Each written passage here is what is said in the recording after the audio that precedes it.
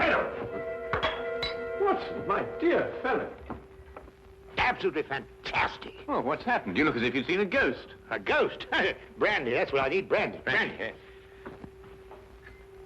Yeah. Oh, yeah. Who struck you? Well, you said it yourself. It was a ghost, and without any previous warning at all, he hit me in the eye. Yeah, wait a minute. Yes, I think you better have another. Well, thank you. And now I'll begin again. Who struck you? Upon my words, Holmes, it was a ghost. The ghost. Huh? Do you have a headache, Watson? It may seem humorous to you, but I mean, look, let me tell you from the beginning. Yes, please do, but start right at the beginning. Right, well, I was on my way back from the club. You see, it was about 8 o'clock. And I got into Spender Street, and I was just opposite that little tobacconist. You know, makes that big Yes, I know, yes. Go on, Watson. What did you do then? Well, I saw a man in front of me suddenly clutch his chest. He was walking towards you? How do you know?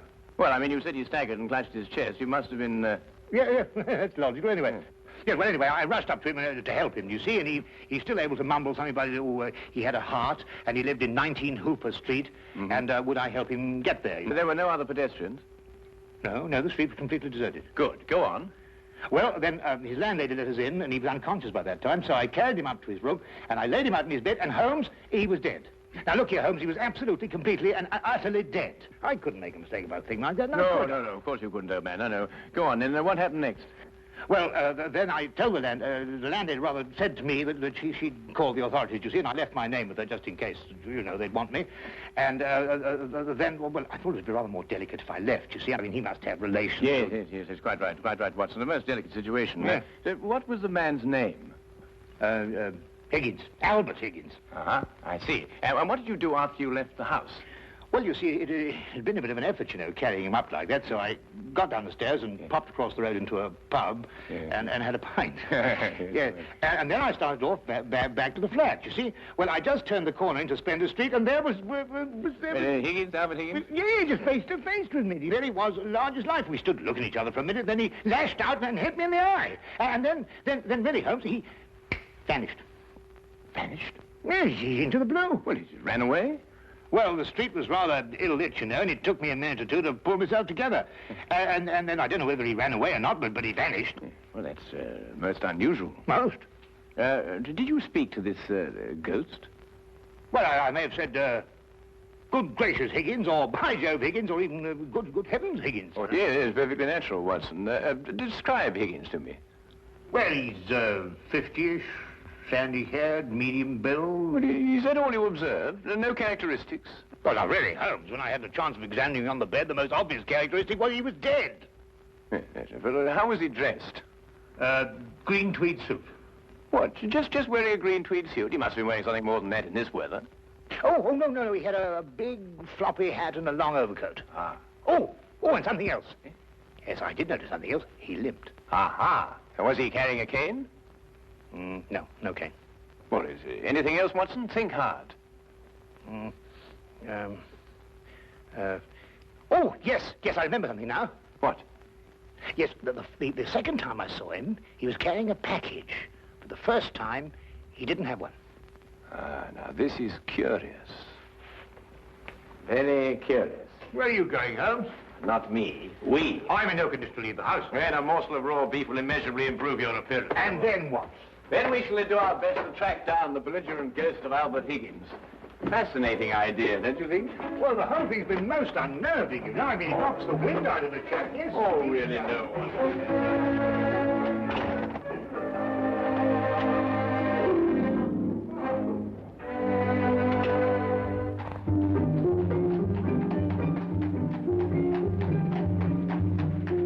He was also a rather flamboyant character by the wide, rakish brim. I see he was an artist, too. Though he hasn't painted very much recently. Notice the specks of paint underneath the brim here. And not house paint, but canvas oils. Here, what's this? How are you, Jensen? What are you doing in poor Albert's room? Oh, good evening, Mrs. Blake. You remember me, Dr. Watson? You're the bloke who brought poor Albert in.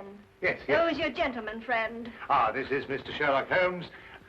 Mrs. Maggie Blake, the landlady. Pleased to meet you, I'm sure, Mr. Holmes. Oh, poor old Albert. He was proper fond of life, Albert was. He wouldn't have popped off if he'd had his way. Oh, few of us would, madam. I was around to the local having me good-night pint. And grieving for poor old Albert. He would have wanted a proper send-off, with a pint of mild and bitter, Albert would. No doubt he would, madam. The body, I see, has been removed by the authorities. Oh, poor old Albert on a slab. Oh. Oh, dear, dear. Have you notified his next of kin, Mrs. Blake? No, he had none. He was all alone. Oh, I see. Where was Mr. Higgins employed, madam? At the Pembroke Museum, right around the corner in Spender Street. It's a picture museum. Albert was a day watchman. A day watchman, you say? What were his working hours? 9 in the morning till 9 in the evening. Punctual as a clock, Albert was. Never late a minute. Poor Albert. He always came back from the museum, then, at a few minutes after 9 every evening. Aye, to make his supper. He was a proper good cook, Albert was. Excuse my saying so, madam, but aren't you mistaken? Surely it's a little after 8 when Mr. Higgins finished work? Because it was only a little after 8 when I picked him up this evening and brought him here. Oh, no, Doctor. It was just after 9. I marked the time because I was waiting for Albert to come back. He'd asked me to get him a cut of beef. He always came back just after 9. He'll never eat that beef now. Poor Albert won't. He'll hit you in the eye. Hmm? Oh, no. I just bumped into a door. Oh, you shouldn't get familiar with the door, if you know what I mean.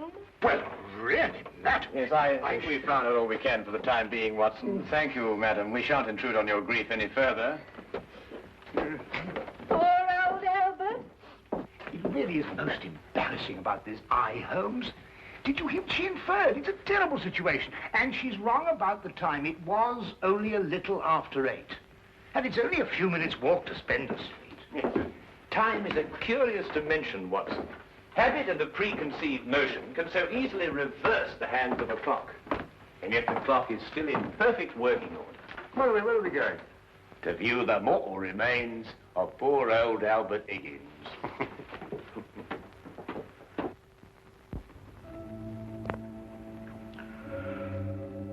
Well, there he is, Mr. Holmes.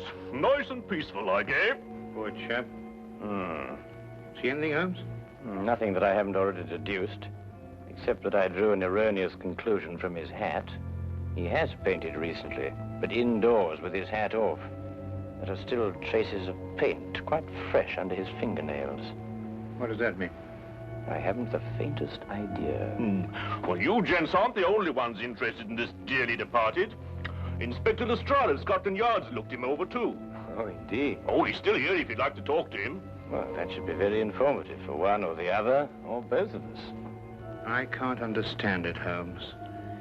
I'm absolutely sure this is the man who punched me. I'm positive. But also the one who had the heart attack? Yes, I'm sure of it. One and the same. Well, he's punched his last punch.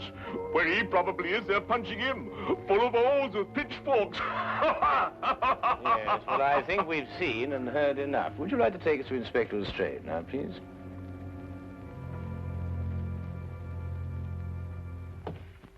Ah, hello, Inspector. Oh, Mr. Holmes, I'm surprised to see you here.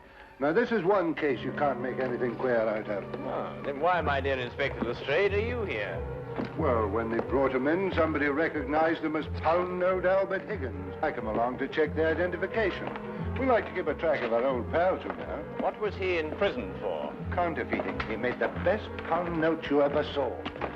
Yes, he was a real artist. Lestrade, there's no doubt as to the cause of death, is there? Oh, sorry, Holmes. Heart failure, no foul play. I understand you were with him in his last moments. Yes, I was with him on the street when he had the attack, and I took him home. There's nothing you could do, I suppose. Nothing. He was dead before I had a chance to do anything. By the way, what time was he brought in? Oh, let me see now. It would be about, yes, here we are. 9:45. Higgins' landlady notified Constable Smithers at 9:30. Smithers had them remove the body in a matter of minutes. Inspector, are you sure it was 9:30 and not 8:30? No, 9:30 is right here in Smithers' report. Why? Oh, No, it's nothing at all.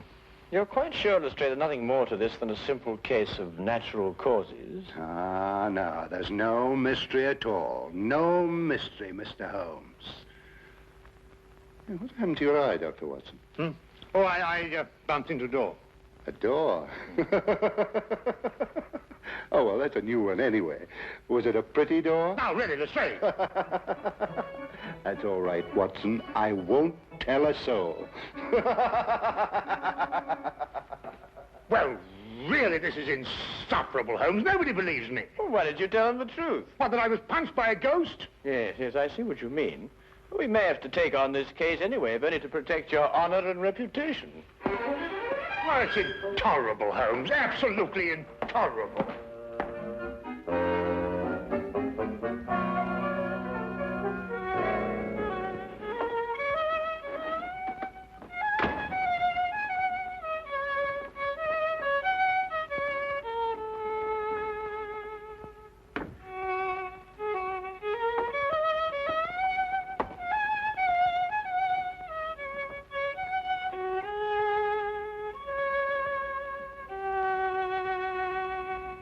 Oh, evening, Watson. Anything wrong? No, nothing. Of course not, everything. Oh, you're sure you're not brooding over last night's affair, are you? Of course I'm not. Don't be so ridiculous. Oh, come on, out with it, man. Well, No, there's nothing to come out with. I don't know what you're talking about. Oh, come on, Watson, there's something on your mind. Well, Gosh, you'd never believe it. Nobody'd believe it. Well? Well, I met Albert Higgins in Spender Street again, tonight. And he punched you again? He pulled my nose. Really? Very, very interesting, Watson.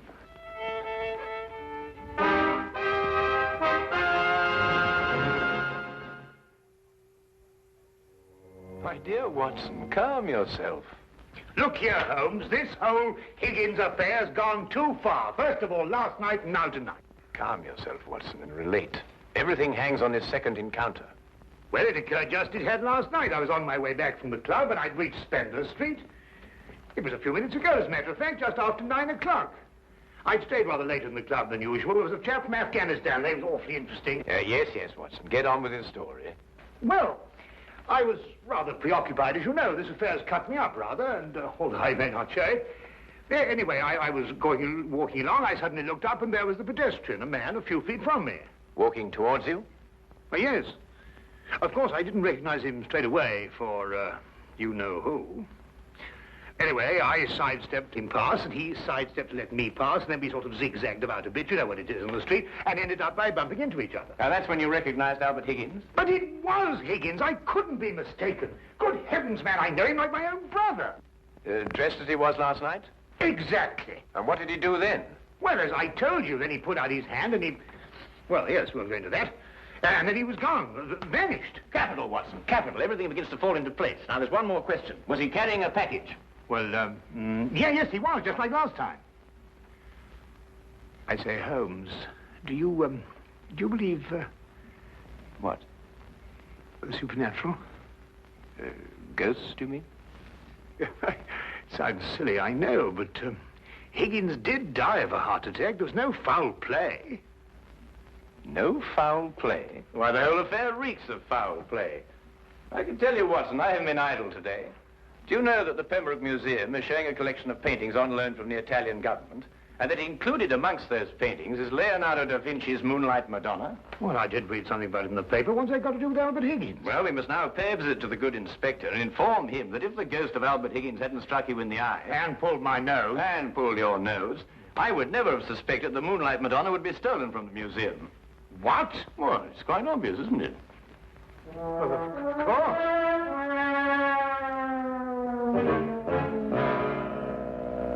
I see. Thank you.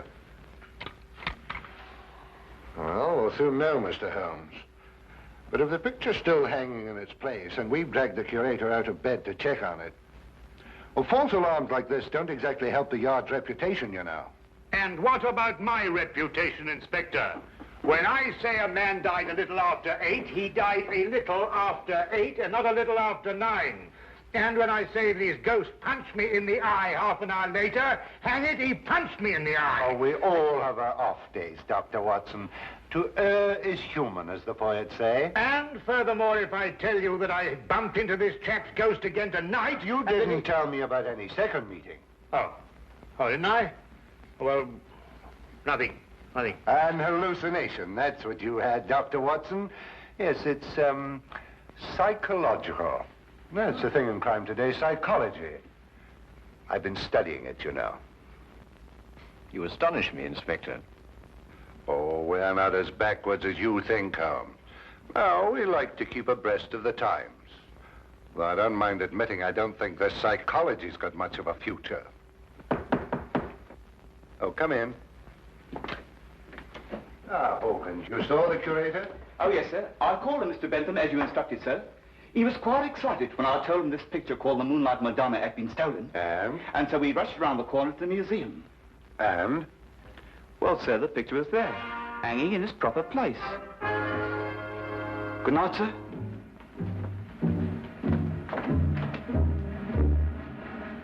Well, there you are, Holmes. As I said to Dr. Watson, to err is human. Can I give you gentlemen a lift anywhere? Thank you, Inspector. Oh, I think it might be a good idea if we called at the Pembroke Museum on our way. But you heard what Hawkins said. The picture was hanging in its proper place. My dear Lestrade. Hawkins' statement merely proves that what he and the curator saw was not the Moonlight Madonna at all. Merely an excellent forgery.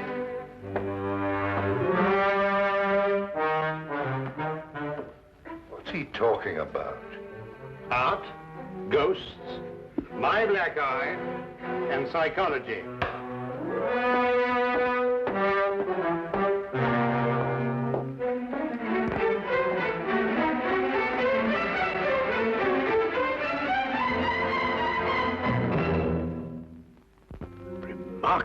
Remarkable. Only a microscopic examination of the brushstroke shows it any different from Da Vinci's work. Of course, if you still have any doubts, a chemical analysis of the paint mixtures will prove them to be of modern manufacture. No. You've quite convinced me, Mr. Holmes.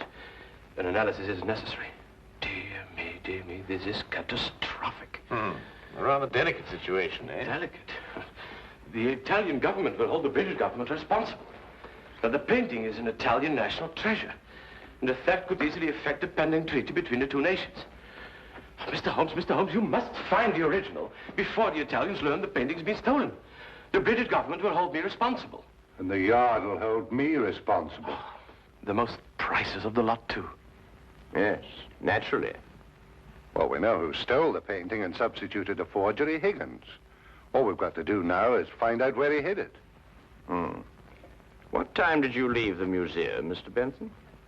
Well, a few minutes before 9. Higgins was still on duty. You're quite sure it was Higgins?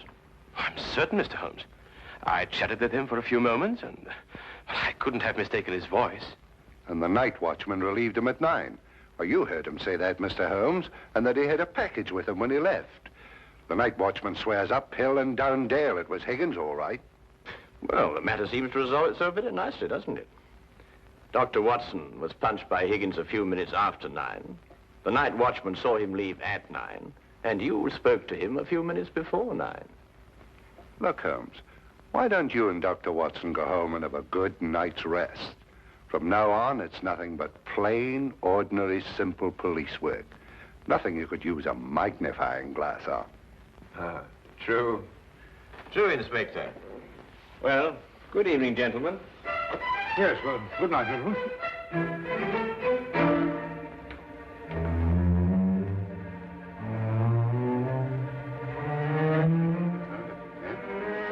Terrible, Inspector. Terrible, Inspector. Terrible. What do we do now? Interesting affair, eh, Watson? Look, I don't care what anybody says. It was after 8 when Higgins punched me. Well, has it occurred to you that if Higgins didn't punch you, who had the heart attack? Well, now, look here, Holmes, Oh, confound it, for all I know, it was Higgins who punched me and his ghost had the heart attack. Come on, Watson.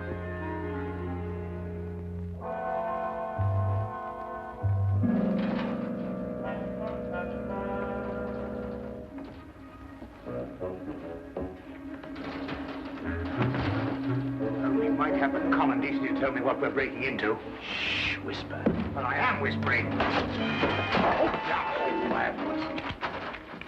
Look here, we broke into the rear of the museum because if so, Holmes, really I don't know what's going to happen to us.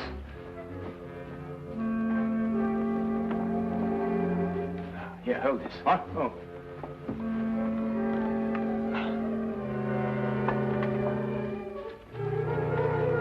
Holmes, this is sheer vandalism. Yes, well, then there must be a bit of a vandal in us all. Holmes, what are you doing? This is wanton destruction. I've never seen anything like this in my life. I forbid you to. I didn't know this side to your character, Holmes. I'm shocked. Ah, just as I thought. Look, Watson. Good heavens, the Moonlight Madonna. Yes, ingenious, isn't it? And yet, what could be simpler than to attach it to the back of an old rubber painting? How on earth did you work that out? Well, I just asked myself where I would hide a stolen canvas. Holmes, have you gone mad? No. We just await events. I don't think we should have to wait very long. Holmes! Dr. Watson! What's the meaning of this? Watson, I believe you've already met Mr. Bentham in his capacity as curator of the Pembroke Museum. Allow me to present him to you now as the picture thief. Charmed, Dr. Watson. Oh, delighted. What is this? So you discovered my little hiding place, Mr. Holmes. I'm curious. How did you know it was I and not the late lamented Higgins? Yes, I believe Dr. Watson's story from the first. If Higgins died at a little after 8, it must have been someone else who struck him a little after 9. But it was Higgins who punched me home. Don't know, Watson. It was a limp, a wide, floppy hat, and an exceedingly long overcoat that punched you, seen in a dimly lit street.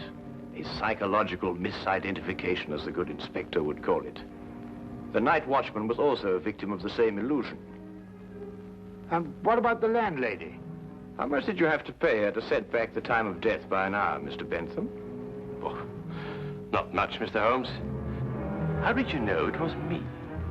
Dr. Watson and the night watchman both identified the 9 o'clock Higgins visually at a distance. Only you pretended to have spoken to him.